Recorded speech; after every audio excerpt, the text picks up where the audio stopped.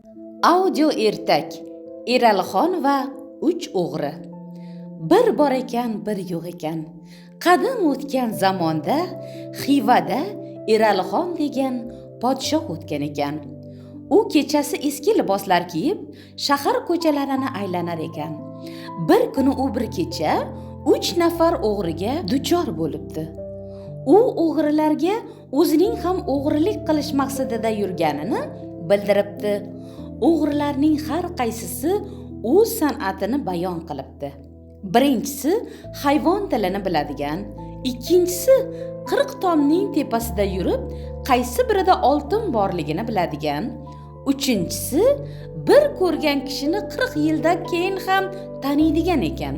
Bular Eralixonning hunarini so'rabdilar. Eralixon mo'ylovimni burab ishora qilsam, dorga osilayotgan kishi ozod bo'ladi debdi. To'rtov maslahatlashibdi. Eralixon podshoh xazinasini teshish uchun maslahat beribdi. To'rtovi o'rdaning tomiga chiqib, oltin tekshiruvchining ishorati bilan tomni teshibdilar. Shunda it hura boshlabdi.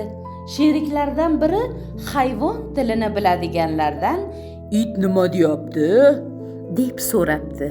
"It to'rtovingdan biring Eralixon deyapti", debdi u. Ular e'tibor qilmay xazina teshib 4 yoqdan oltinni ko'tarib qabristonga borib eski go'rga joylabdilar.